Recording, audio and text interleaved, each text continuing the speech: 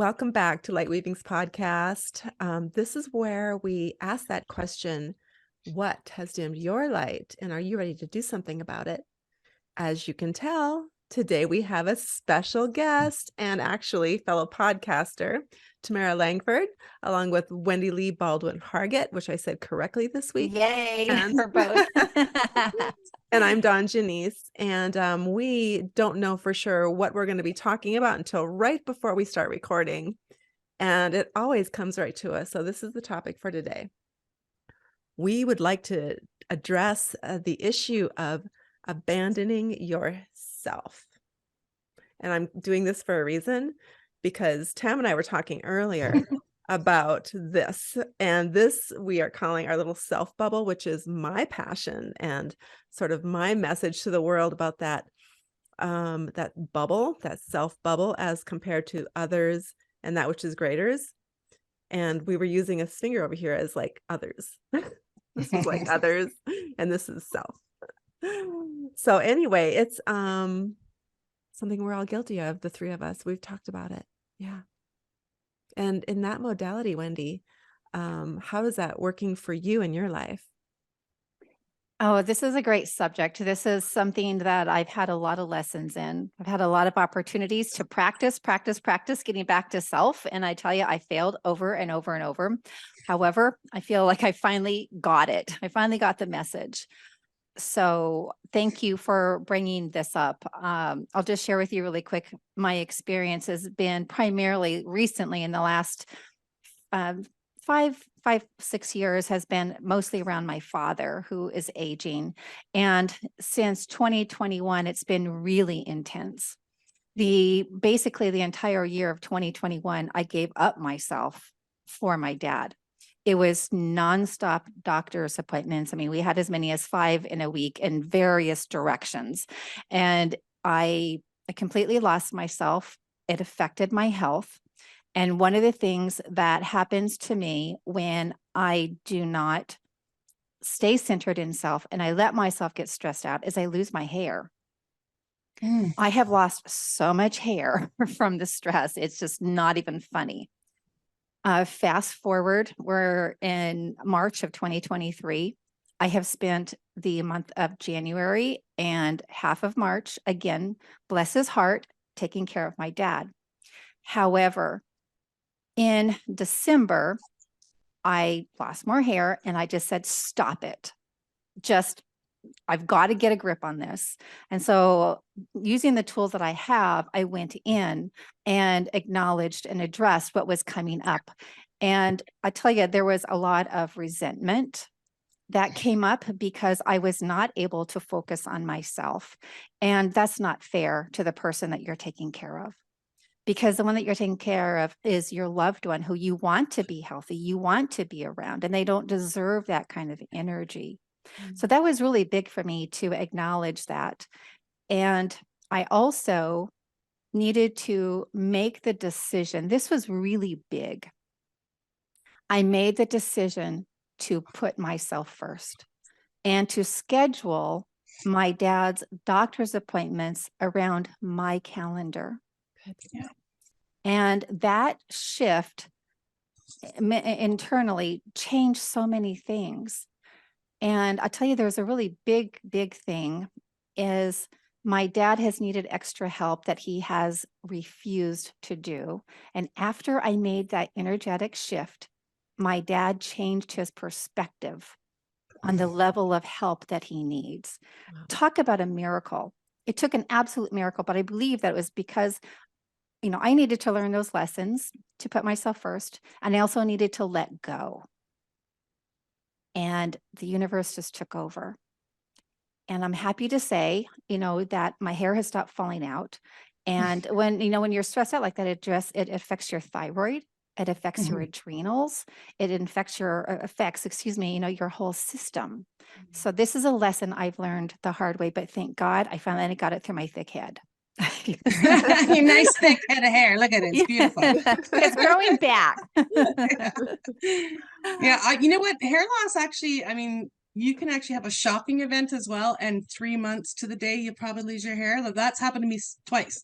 It happened to me and when my son had his car accident, and it happened another time after. And pretty much 3 months to the day, I lost almost half my hair. It was just coming out in droves.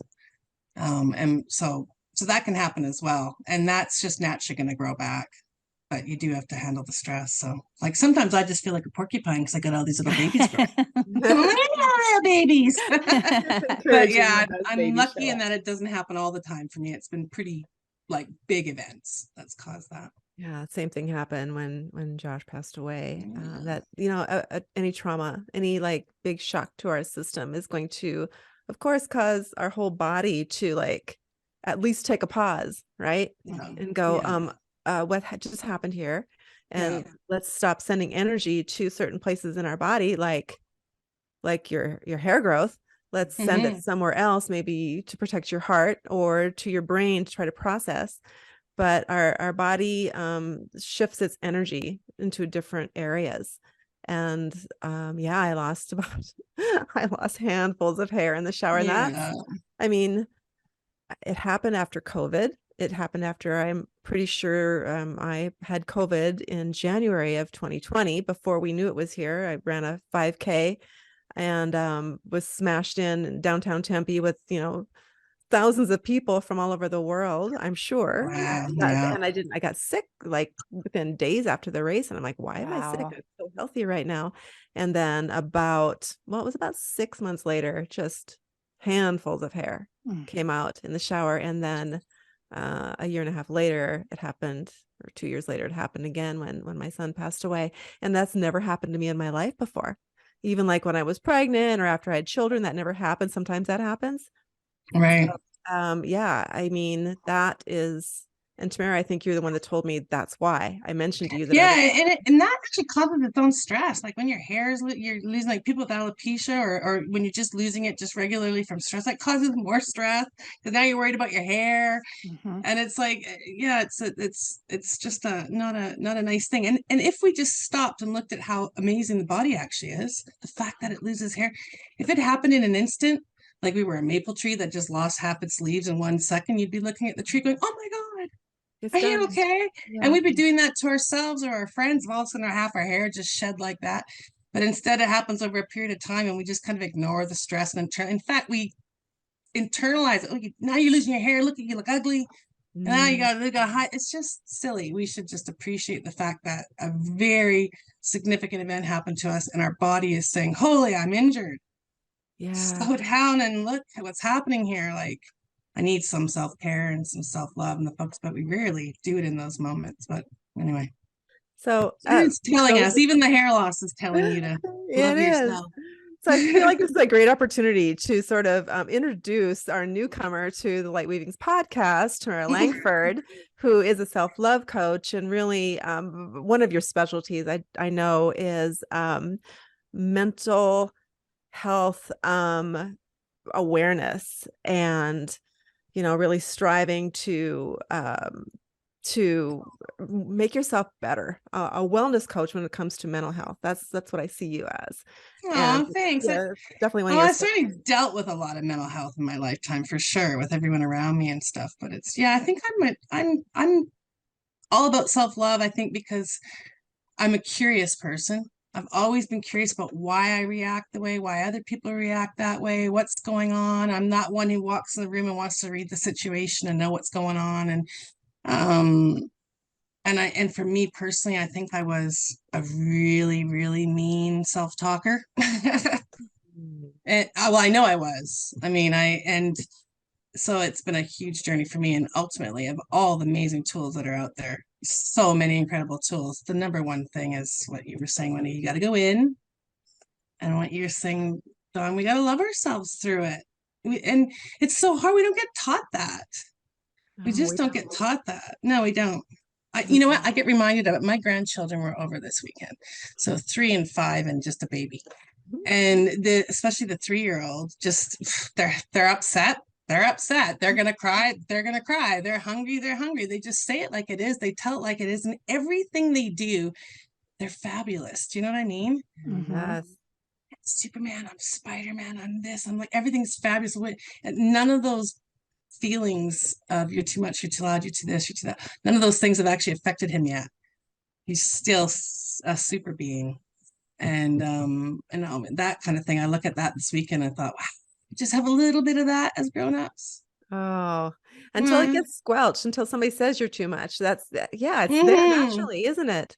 Yeah, I mean, he was wearing sparkly nail polish and wanted an Elsa dress, and he's like, let it go, and he's Mr. Magic and everything, and we're all like, yeah, it's fantastic. We just lose that, unfortunately. But so I think self-love helps you get back to it, because once you've done all that digging up and looking into everything, we find all those gems that got squelched at one point. I know, Dawn, you talk about that an awful lot in your lives and stuff like that. And that's what it's about for us. It's that gold mining and that digging and finding out the wisdom. And then I'm a talker, so I like to share the wisdom once I get it, I guess.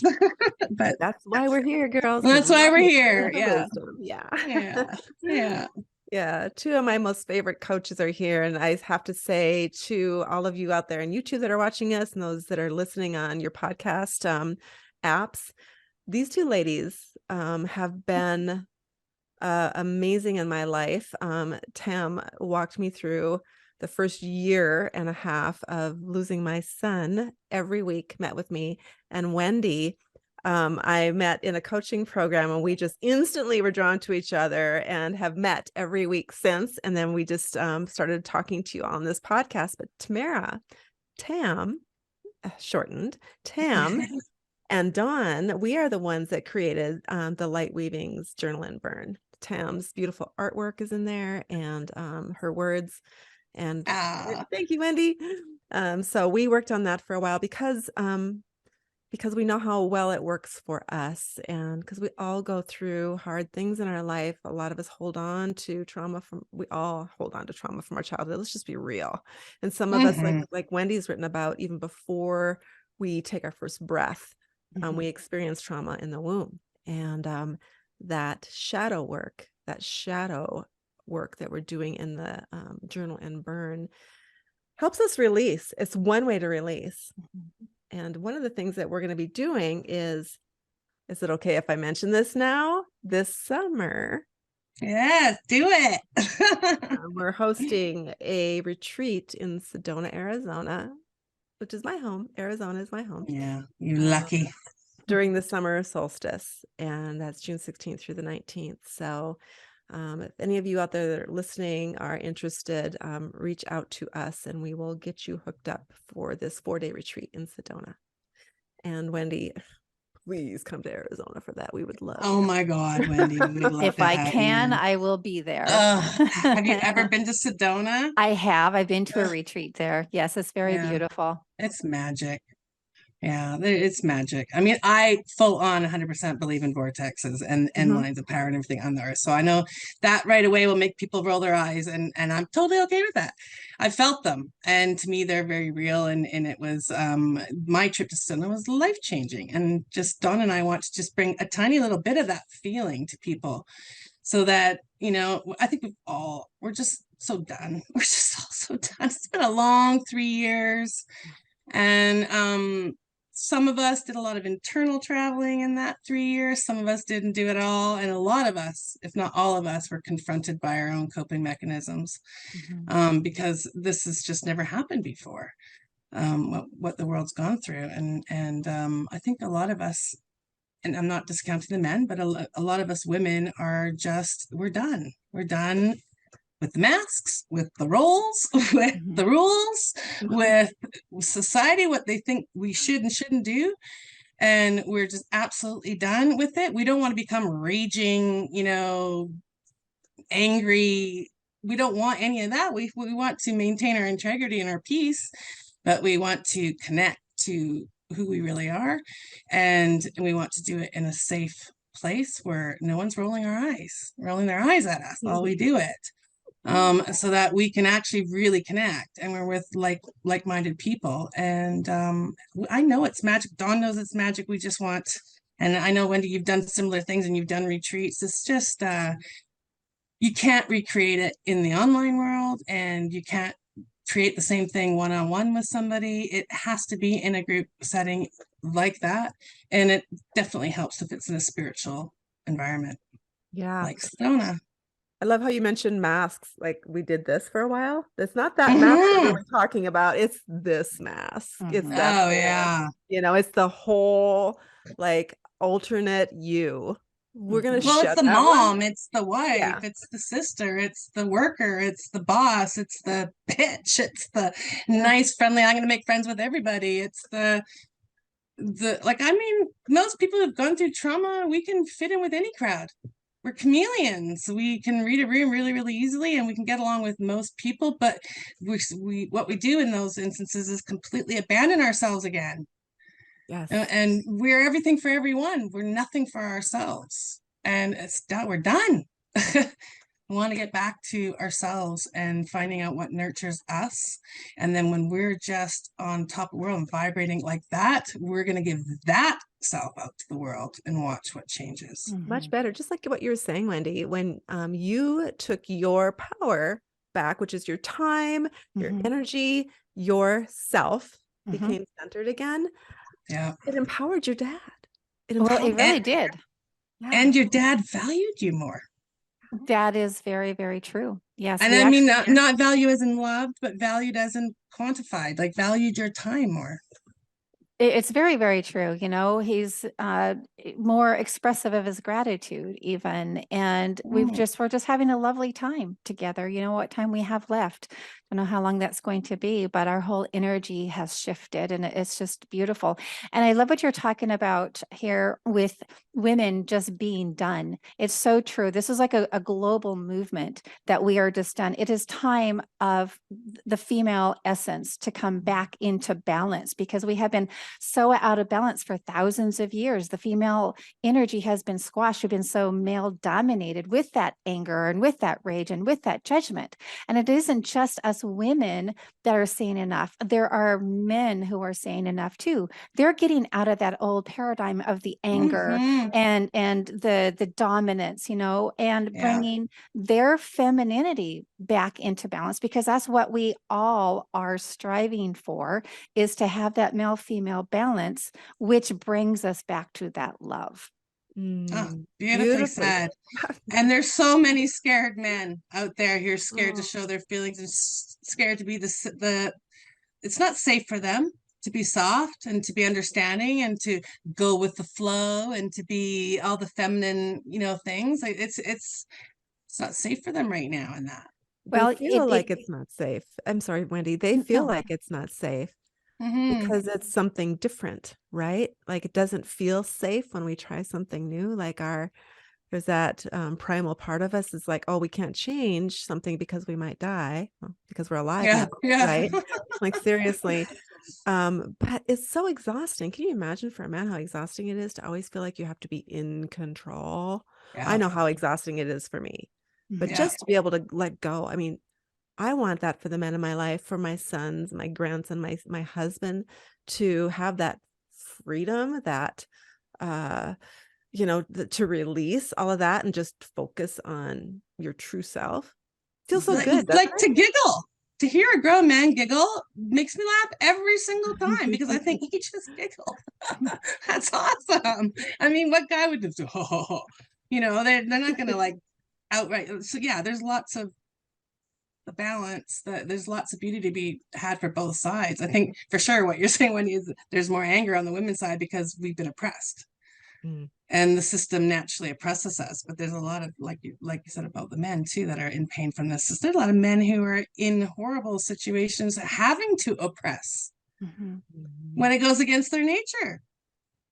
It's just messed up, some of it, but we can fix it. One person at a time. Well, exactly. Well, they get to fix it. We get to clear the path. And I just want to say, men, it makes sense that men feel that it's not safe to bring out their feminine side, to let go of the anger. But what if it was safe? What if that's just a story that they're telling themselves? What if more men stood up and said, hey, I'm not going to buy into that old paradigm, into that group consciousness anymore. I'm going to set my own consciousness and be on my own path. And let the chips fall where they may. I actually think that's what we need.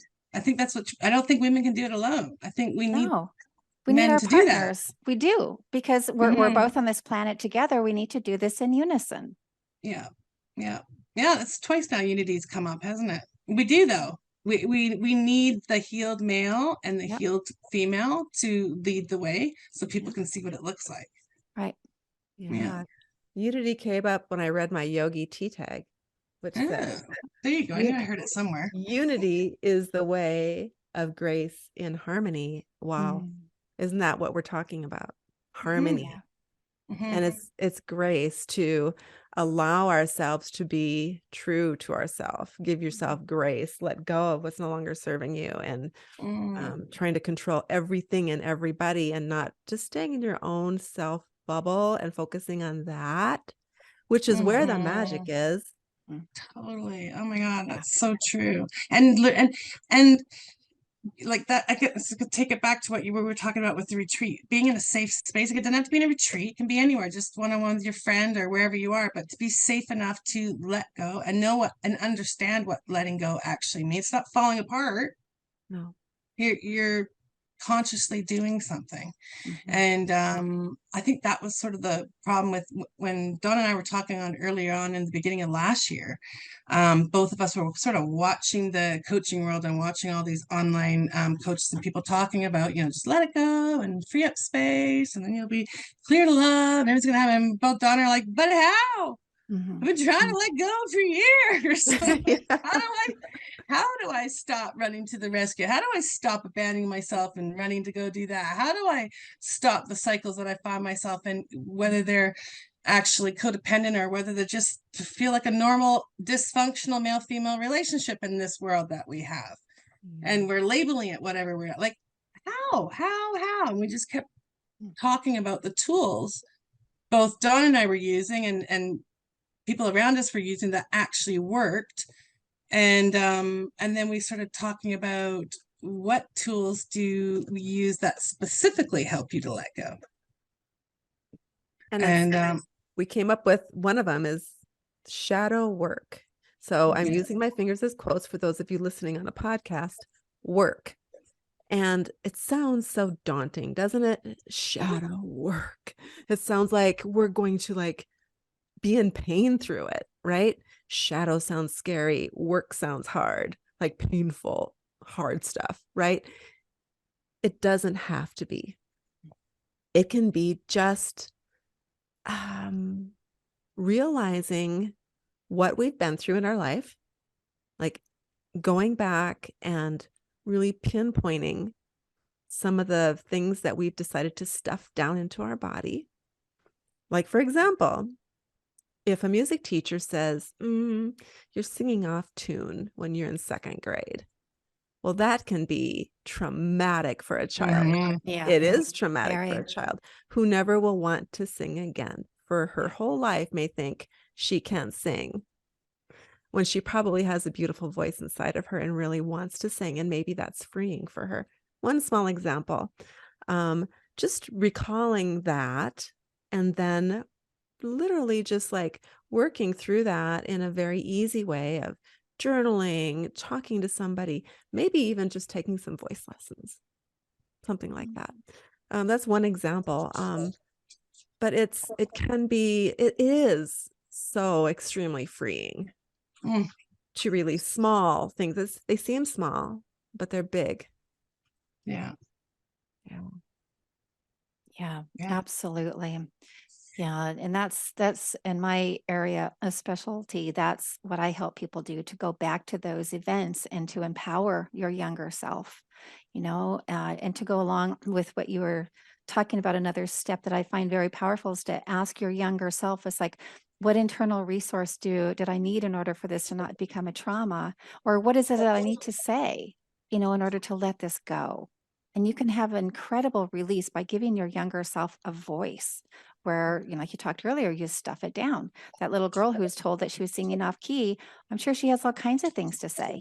This hurts my feelings. I'm not good enough, express that. And once, you get that out, then of course your older self can go back and love and nurture. And it's like, sing your heart out, honey.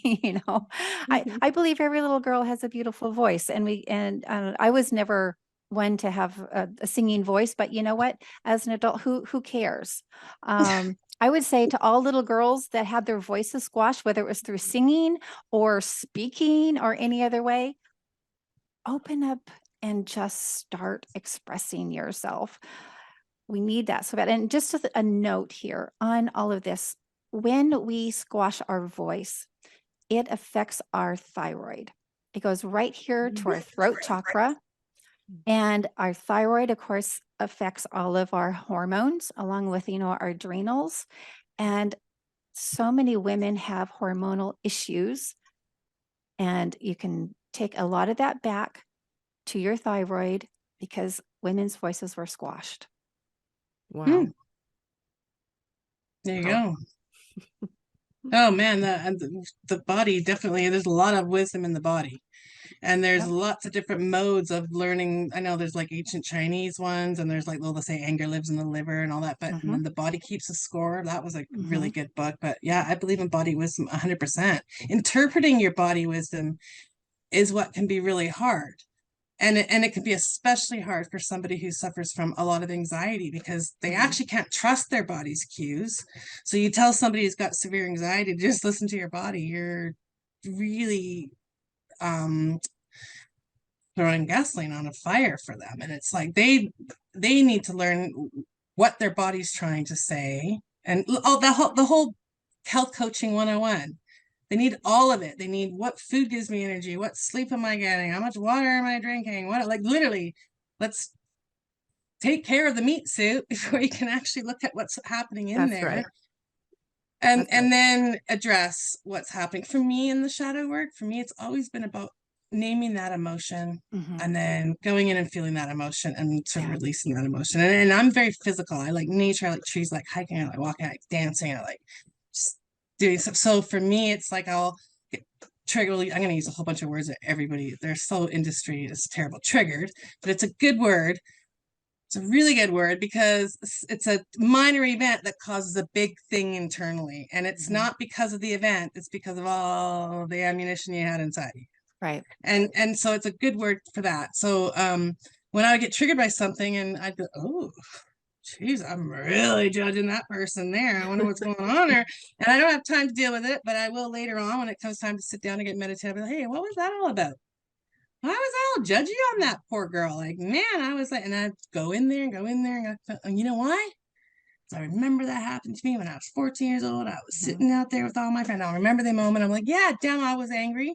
And I was this and I was that. And then I'll be like, you had every right to be embarrassed. And you had every right to feel ashamed and embarrassed and everything. You were ridiculed in front of all your friends. It changed a couple relationships.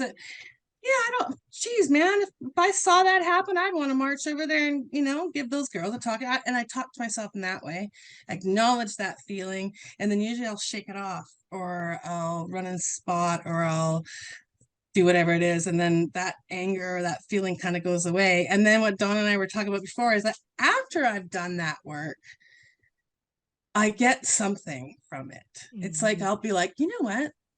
Because that happened to me, that is the reason why I've always chosen to do this certain thing. And this certain thing has given me a lot of accolades all my life.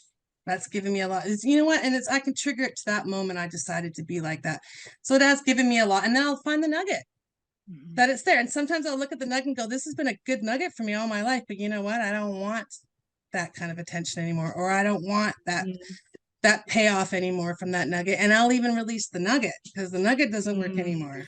So interesting. The nugget that she's talking about, if I may, Tamara, is martyrdom.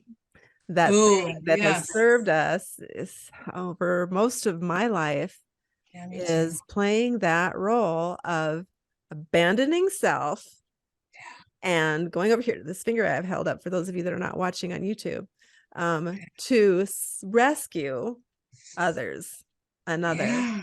And, for me specifically, it's my children. But it's also been, I'm the oldest of 5. So it's also been my siblings. It's also been my girlfriend. It's been my aunt and uncle. It's been my dad, whatever. I always feel like I must abandon myself and everything I have in my bubble that is bringing me joy, that is fulfilling my sense of self, abandoning that and putting it on the back burner and rescuing another, most of the time when they haven't even asked to be helped. Oh my God, you just named me. Right? Oh, and then, okay, so then I do the rescuing. I think they get what I think they need, but then they don't acknowledge it. They don't acknowledge my rescuing. And then I feel, oh, so unfulfilled and feel such a victim mentality from that. So that's martyrdom / victimhood.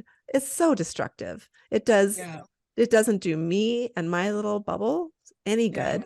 And it certainly doesn't do that other any good, because they didn't get what you gave your dad, Wendy, which is empowerment. Right. Empowerment, Yeah. And feeling like he's in charge of his own life and his own care. And I know. And it's all with love. Again, we may not be doing a positive thing, but we had loving intentions. My martyrdom is a little more insidious. Like I would get lots of what we do without Tam, and oh my God, thank God we have Tam, and what would Mom do without Tam? I would, just call Tam. And I was joking around with Dawn, like I was Luca in Encanto, It's like as soon as I heard that song, I was like, oh my God, they're serenading me. And so my martyrdom was I was getting lots of payoff for my sacrifices. The resentment came from never naming my needs. So this thing's sitting here and I'm burying it because I'm getting lots of accolades from this. And then I'm not taking care of myself. I'm not taking care of my stuff. I'm not actually doing the things I'm supposed to be doing, even maybe for my work or my anything. Could be lots of stuff going on in my life. And I've abandoned it and not doing it. And now I'm starting to resent the fact that this is all building up and this person's demanding this and that thing's demanding this. And I've still got this I'm dealing with. This is giving me lots. This is just giving me lots of, and I'm resentful. Why doesn't this person and all the people who I'm helping, why don't they see that I need help with this? Or why don't they see my needs? Why don't they see? I've never named them. I've never spoken them. For all they know, I'm getting all my kicks from helping them. They may not even ask for my help. And I came running to the rescue. And still I'm secretly deep down demanding some kind of payment. Yeah. And that's where the resentment comes. I feel like I should have this and it should be, and I don't want those feelings anymore. Like, anyway. Wendy and I talked about this last week or the week before too, Wendy, and correct me if I've got the words wrong here, but that resentment equals pent up anger. Mm-hmm. Oh yeah. Yeah, but it's selfish anger. It's selfish anger though. I should have it, not you. Self-induced. That's resentment. Resentment's got selfishness into it, which is why I think once I was able to actually realize what resentment was, I was like, oh my God, that's totally against what I want to be. I want to be kind and open and giving and loving, and I'm doing all these loving things because I want to be. I don't want to be that, but it's there. And how wonderful, Tamara, that you recognize that you didn't want to be that way. So many people just go through life and don't realize that they have a choice to do anything differently. I mean, it was a very empowering moment for you. Yeah, and I think it happened fairly early. I realized I didn't want to be a victim. Dawn and I talk about this a lot. When you see it, I was in my 30s, I think, early 30s. When you first see yourself in victimhood and you actually understand the concept. I was that one who fought the law of attraction tooth and nail when it was described to me in the late 80s. Okay. I was like, what are you telling me a child is attracting her abuser? You telling me a woman's like I was so, because I was a victim of so many things at the time. And for someone to say that to me, we're thinking that I was actually causing all this was horrifying. And then when it all really sunk in and I could see it happening, my world changed completely. And that's when I think I was like, I'm not gonna be a victim. I need to drive this car. So yeah. Driving the car. Yeah. I'm in the passenger seat way too much still. But that's life, right? We hop back and forth. Right? I mean, I don't know one person who's got it all together that they still don't get taken for a ride by life once in a while. They do. It just happens. And our resilience and our that centeredness and knowing who you are is what makes you not a victim to it. It's Right. a journey. It's a Yeah. practice, Yeah. this, all this that we're doing. Yeah. We're not going to be perfect at it ever. I think we've talked about perfectionism and we're not supposed to be perfect. We wouldn't fit together if we were. We need each other. Poor women. We had Yeah. it so down.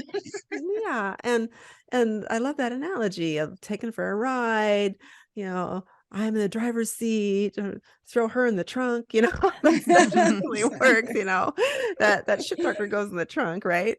We talked about earlier Right. that voice, but yeah, the whole idea here, and this is what we're really talking about today, is just that self, remembering who you are, Mhm. really literally going back to who you were born as and pulling up the true self and then loving on her. And that is a practice. Yeah, it totally is. Wendy, you said something when you were talking about when Dawn was mentioning that you did the womb and you said something about disconnection. That's what I feel trauma is in a Mhm. nutshell. Yeah. And we just disconnect in some way. So we disassociate. We do all our trauma things are from being disconnected somehow, and that's what we're trying to do is connect back to ourselves. Exactly. We're not only disconnected from ourselves, we're disconnected from life, and we're also disconnected from source energy. And Mhm. yeah, that's exactly right. That is our path to reconnect. Yeah, disconnected from our body, like we don't know Yeah, the signals exactly. anymore, Well, you exactly. know? I used to live outside my body. I used to feel like I was living on Mhm. the ceiling. Mhm. You talked about anxiety earlier. I had serious anxiety. Mm. Actually, I had anxiety and depression. I mean, unfortunately, and I also passed on some of that to my daughter. And so, going back and trying to help my daughter with anxiety, it's yeah, total disconnect. Yeah. Yeah. Yeah, and I think that's why these tools work. Most of the tools we all use, they connect you to your body. Your Yeah. body, your spirit, your mind. Yeah. Yeah. Yeah. And the same thing like Dawn and I were talking about, just going out for a walk in nature and employing the Yeah. 5 senses. And it sounds so trite, but you could be in the worst mood possible and you get yourself into a park Mhm. and just concentrate on what are you smelling? What are you seeing? What are you hearing? What are you feeling? Just do that. And I guarantee you are not going to be in the same headspace you were when you started. You're just not. Exactly. Yeah, because you're in the present. You're in the moment. Yeah. You're not in the Yeah. past. You're not in the future. You're right Yeah. now. Yeah. So And yeah. I've had my grandkids for the last 2 days and they're still here. It's spring break. So Scarlett's 9 and Jack is 6. And right before we started our podcast, I took them for a walk to the park. It's like we have been in this house for 2 days, 2.5 days.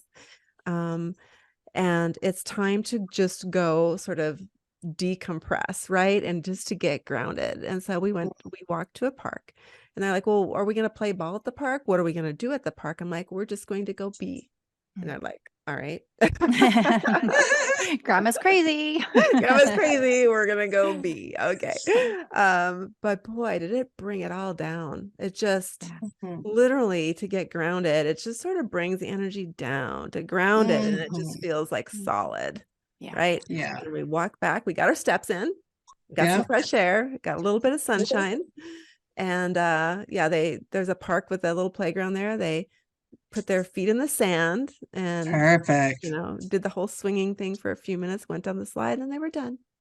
And we came back. So then back to the iPads, Which is fine though. I mean, that grounding would have recharged them a lot.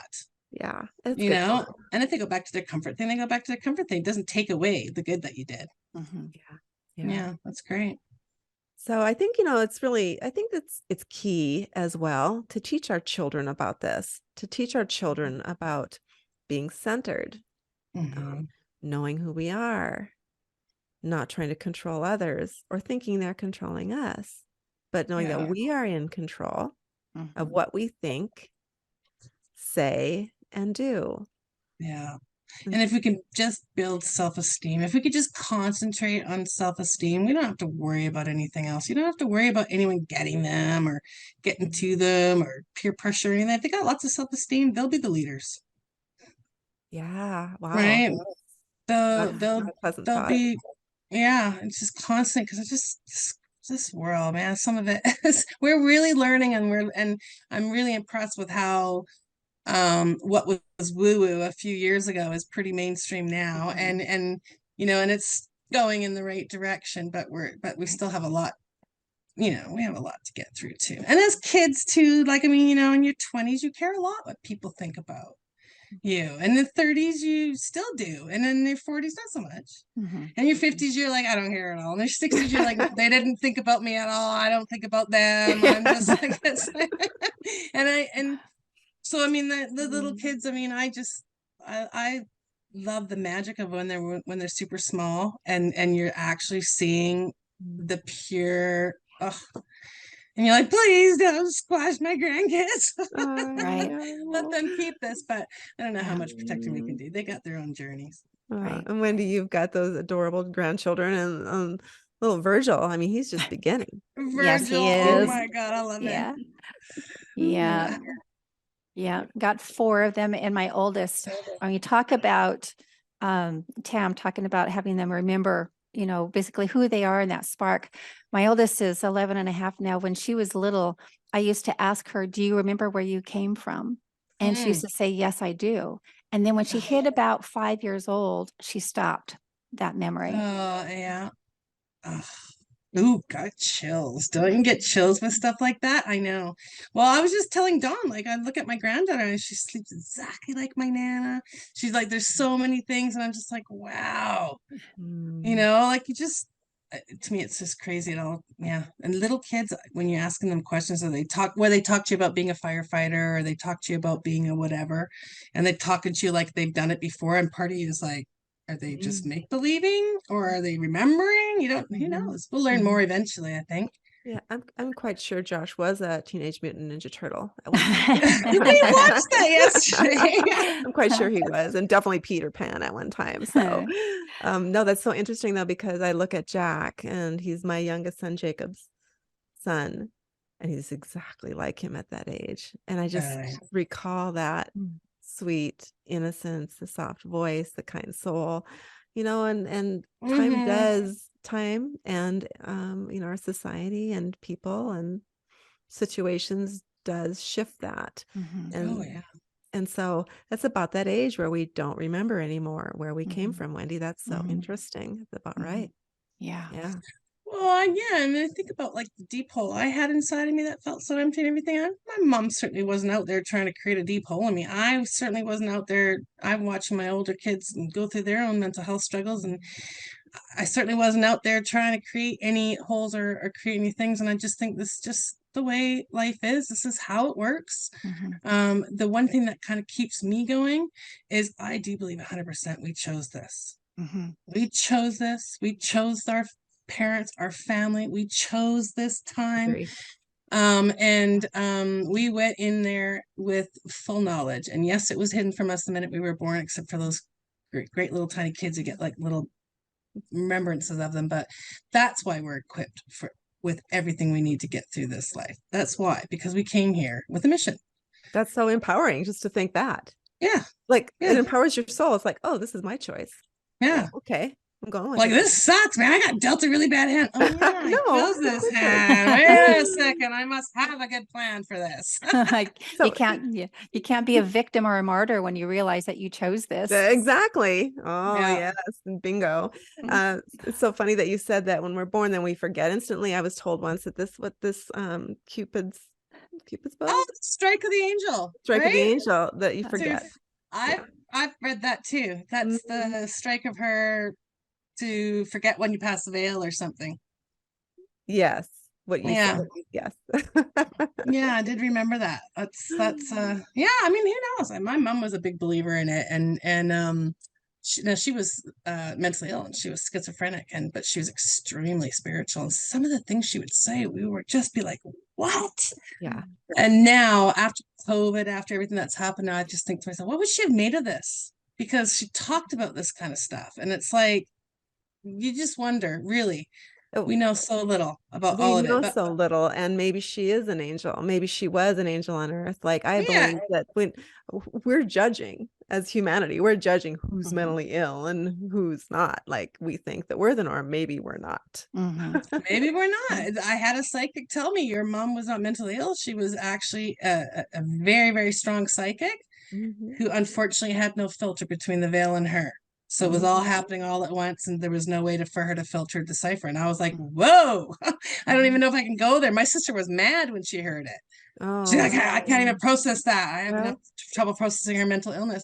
To mm, me, it's all just very fluid, and I don't need to know the answers for it. I don't think my mom's schizophrenia or mental illness took away any of her wisdom or any of the wise things she said to me and the spiritual things she said to me. They all feel true. They landed as true, and they still stand as true. So it's just is. She just had that. It was just an illness she had. And yeah, I did call her the nut bar, and I did call her my crazy old lady and things like that. I mean, she knew it. But lovingly. yeah, lovingly. But anyway, yeah, sorry, Mm. got off topic there. But I do believe that we choose this life, and we choose this role, and that we are fully equipped for it. And those moments when we're just like, oh my God, I can't do this.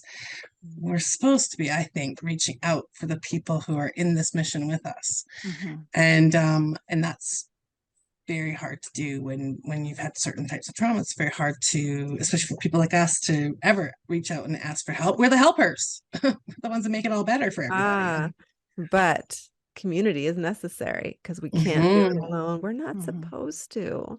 We're Mhm. No, supposed to fit together like pieces of a puzzle. Right. I agree. So I'm grateful that I'm not perfect now. I'm finally grateful that I'm not perfect because I wouldn't get to have amazing people like you two to fill in my gaps. Mm. So thank you so much for that. Yeah, So I'm grateful for community, and that is where the help is. It's in totally. community. Yeah. So everybody needs help at one time or another. Mhm. Yeah, and as women, I think we need to heal that narrative of competitiveness and talking about each other and being judgmental with each other and comparing ourselves with each other. And it's so done. It's Yeah. just done. Like, it's done. We don't need any of it. It's Right. never served us. It never served us at all. It only No, served others. that's Right. abandoning ourselves, isn't it? Yeah. Yeah. Yeah, we need more of this. We need to Yeah, take life by this. No this more is of the that. yeah.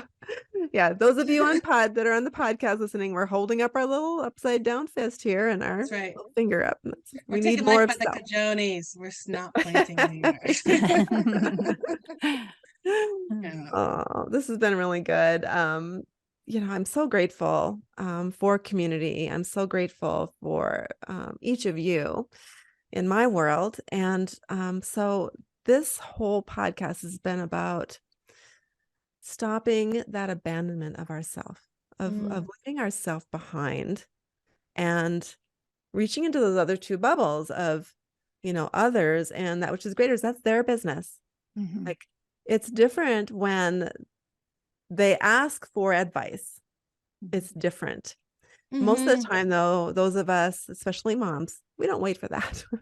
No. God bless you moms out there that do, but most of the times we don't. And that is just unwanted advice. Let's just be real. If it's not asked for, it's unwanted, isn't it? I know I don't want to be told what to do. Just No. ask. And the rescuing things, like with Wendy, like I mean, I rescued my oldies all the way until they were no longer with me. I don't regret one moment of it. I do Mhm. regret putting them first, often in front of my kids when my kids were going through stuff and not seeing what was really happening with my own little family.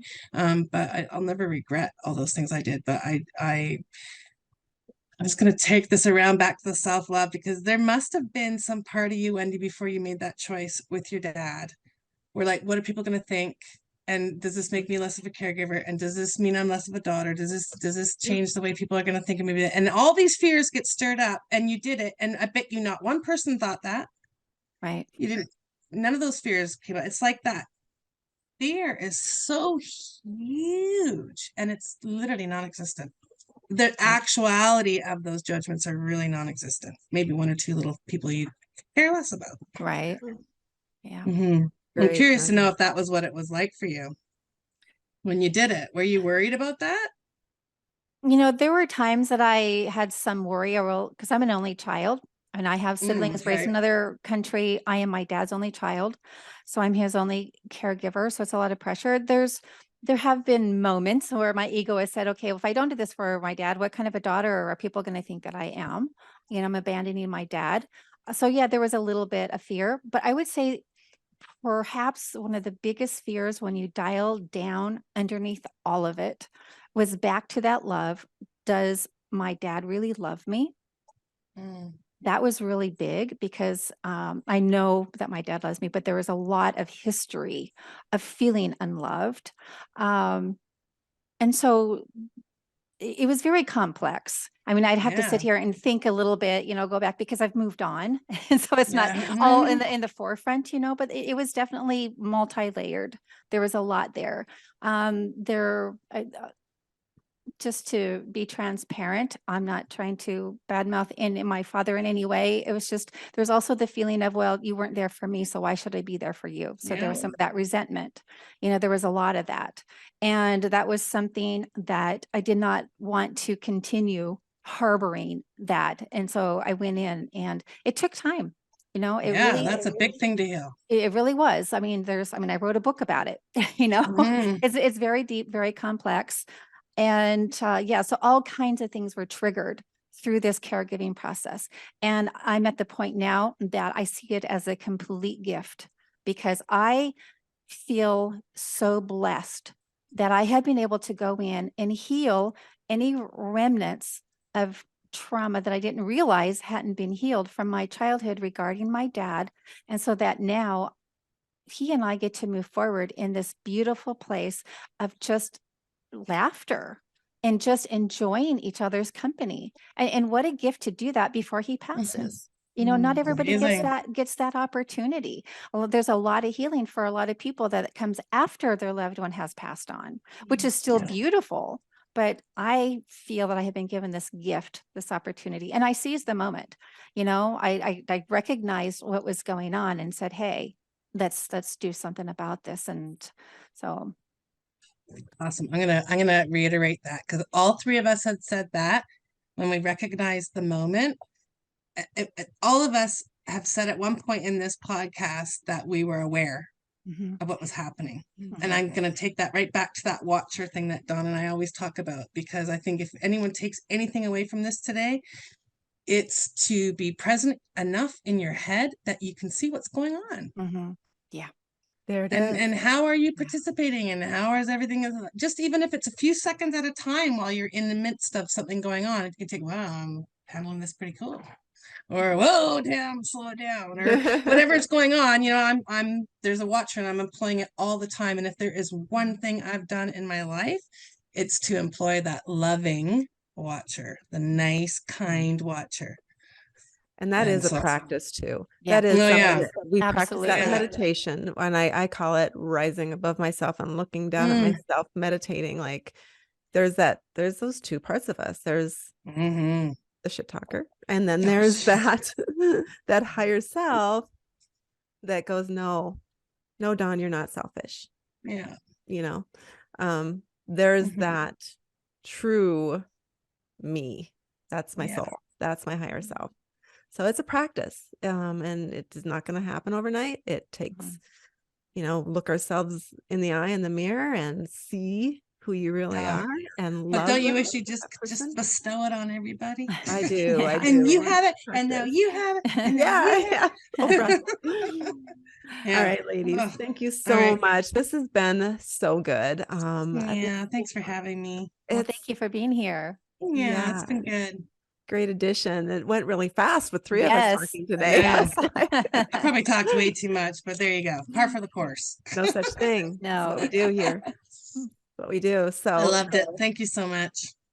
This has been Lightweavings podcast, where we ask that question: what has dimmed your light? And sometimes it is abandoning yourself. And that's what we spoke about today. And are you ready to do something about it? It takes practice. And we're here to talk about that every week. So I'm Dawn Janice. This is Wendy Lee Baldwin Hargett. And this is Tamara Langford. We are Lightweavings podcast. And so what has been your biggest light bulb takeaway that you want to share again, Wendy, for this podcast today? Oh, this is a great coaching question. That's something a coach asked their client. My big takeaway, well, first of all, I really enjoyed having you here with us today, Tam. You just add this extra layer of light and wisdom. And so thank you for joining us. And, Dawn, as always, you're magnificent. My biggest takeaway is just to continue being mindful. I heard you to use the word watcher. I love that term. I haven't heard that term before. Continue watching your behavior, watching your environment, and making note of what is not vibrating at a high vibration, what is not bringing you peace and that joy and that love, and be willing to go in and say, what is my part in this and what needs to be looked at so that I can be in that higher state of consciousness, which is actually what we're going for, that higher state of consciousness, bringing in that feminine nature of us, that self-love, and centering back into ourselves. So yeah, keep that watcher going. That's awesome. And Tam, what was your biggest aha? I think mine was pretty much the same thing. I pretty much shared it right before you asked, so I'll stick with that because the curiosity and the watcher for me too, and being aware of what's happening. I think all three of us talked about moments in life where it changed and completely changed our lives, and every single one of us said the same thing. We were aware it was happening when it was happening because we were doing it with intention. We were here, present. We were being who we were meant to be at that moment, and we were aware of it. And I think that's for me. Yeah, that's probably the key. Yeah, awareness of your being. Yeah. How about you, Dawn? The awareness of your being, for Awareness sure. of your being, really being able to see myself in this and understand when I am going out of my own bubble without somebody asking for my advice, and abandoning what I'm working on that is so empowering, not just to me, but it makes me stronger when others need me and do ask for help. So that's what it's all about. So we contribute as we're supposed to in this world. So beautiful. Thank you all for joining us today for Lightweavings podcast. And make sure that you like and subscribe if you're on YouTube, and do subscribe on your podcast app, and please share, because our nuggets that we're talking about today may help one other person out there in this world. So make sure you do share. Thanks again. Thank you. Thanks, ladies. Bye-bye. Bye.